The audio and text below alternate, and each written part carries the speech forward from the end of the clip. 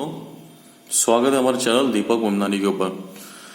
दोस्तों क्लास 12 से रिलेटेड बहुत सारी क्वेरीज स्टूडेंट्स की आई और उसके ऊपर हम लोगों ने वीडियो स्टार्ट किया है। और सबसे पहला टॉपिक जो हम लेंगे वो है differential calculus. Differential calculus derivatives का एक बहुत ही इंपॉर्टेंट टॉपिक है और ये ना केवल 12th बल्कि JEE CPT के अंदर भी बहुत ही इंपॉर्टेंट टॉपिक है। तो इस डिफरेंशियल कैलकुलस टॉपिक को आज हम स्टार्ट करते हैं और इसमें हमारा जो पहला टॉपिक है वो आप देख रहे हैं वो है कंटिन्यूटी, कि कंटिन्यूटी और डिफरेंशियबिलिटी के बिना आप डेरिवेटिव को नहीं समझ पाएंगे। तो हम स्टार्ट करते हैं। कंटिन्यूटी का मतलब सबसे पहले समझेंगे।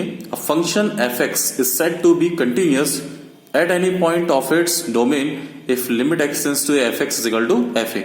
मतलब जब इसका वैल्यू f(x) जो है fa एक limit x tends to a पे कन्वर्ट होगा तो वो इसको क्या होगा, कंटिन्यूअस। इसके अंदर दो चीजें होती है, LHS और RHS लिमिट, जिसको हम बारी बारी से समझेंगे। पहला हमने लिखा है if limit x tends to a -0 f(x) is equal to limit x tends to a + 0 is equal to f(x). तो ये तीनों जब इक्वल होंगे तो फंक्शन कंटिन्यूस होगा। देखते हैं कैसे।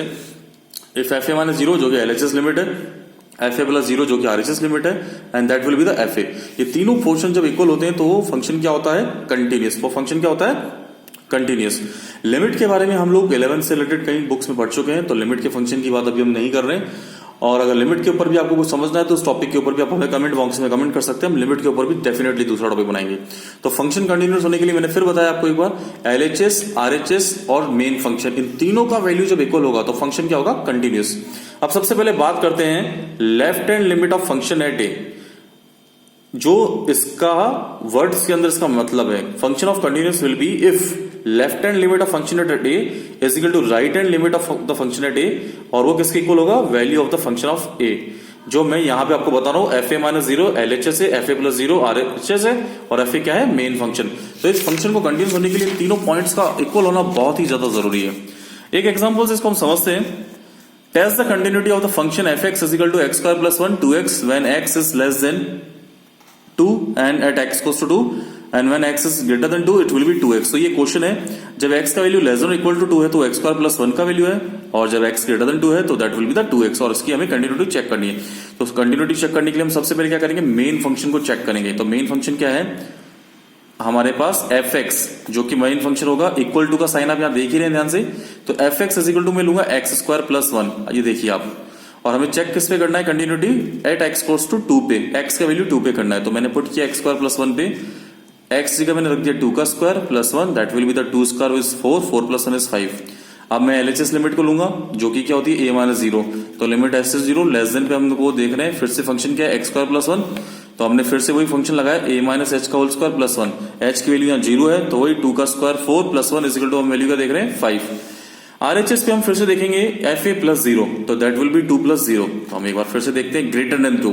RHL का मतलब क्या होगा, ग्रेटर देन 2। तो 2 पे कौन सी वैल्यू है, 2x।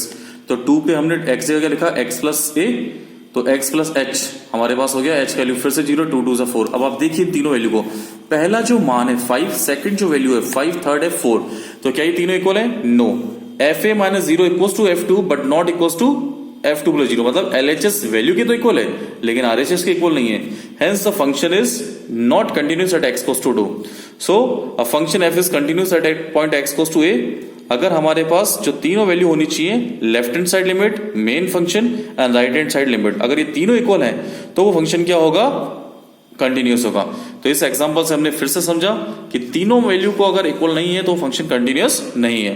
तो हमें हमेशा ध्यान रखना, कंटिन्यूस चेक करते समय LHS, RHS and main function का वैल्यू इक्वल होना चाहिए। सो ये क्या है, कंटिन्यूस होने का रीजन होगा। तो इस बार हम फिर से समझते हैं कि hence the function f(x) is continuous eight x goes to a if it's continuous from left and right sides। Okay, continuous function कौन कौन से होते हैं और ये किस कैटेगरी में काम करता है, इसके बारे में भी हम देखते हैं एक बार। कंटिन्यूस फंक्शन क्या है, if a function is continuous at every point of its domain then it's known as continuous function. अब एग्जांपल कौन कौन से कंटिन्यूस फंक्शन होते हैं, ये बहुत ध्यान समझने वाली बात है, ये बहुत ही इंपॉर्टेंट टॉपिक है। f(x) goes to x identity function है, f(x) goes to c constant function है, f(x) is equal to a0x + a, जो कि एक पॉलीनोमियल का फॉर्मेट है जो हम 9-10 में पढ़ चुके हैं। ये एक पॉलीनोमियल फंक्शन है। f(x) is equal to sin x cos x trigonometrical function है। f(x) is equal to ax greater than 0 exponential function है। f(x) is equal to log ex logarithm function है। f(x) is equal to sin hyperbola x, हमने sin x को तो देखा है, अब sin hyperbola x and cos hyperbola x, ये hyperbolic form है जो आप लोगों ने पढ़ रखी है। और f(x) is equal to x modulus जो फंक्शन है, एब्सोल्यूट वैल्यू ऑफ फंक्शन, ये सारे फंक्शंस के टाइप्स हैं जिन फंक्शंस को हम लोग देखते हैं। So that is the things जो हम लोगों ने फंक्शंस में देखी, एक बार फिर से हम देखते हैं। F X X equal to X identify function, F X equal to C constant है, F X equal to polynomial, ये जो है ट्रिग्नोमेट्री, ये जो है एक्सपोनेंशियल, और ये लॉगरिथम फंक्शन है, और ये है हाइपरबोलिक। तो ये सारे फंक्शन आपको ध्यान रखने हैं। इन सारे फंक्शंस को आप अच्छे से देख लीजिए और इन फंक्शंस को आपको ध्यान रखना है। ये कंटिन्यूस फंक्शन में आपको बहुत कम आएंगे। और इसके बाद जो हमारा अगला वीडियो होगा वो होगा डिफरेंशिएबिलिटी पे। हमारे वीडियो में अगर कोई भी आपको कंसेप्ट समझ नहीं आता तो आप कमेंट बॉक्स में कमेंट कीजिए, हम उस कमेंट के ऊपर जरूर वीडियो बनाएंगे। हमारा वीडियो देखने के लिए बहुत बहुत धन्यवाद।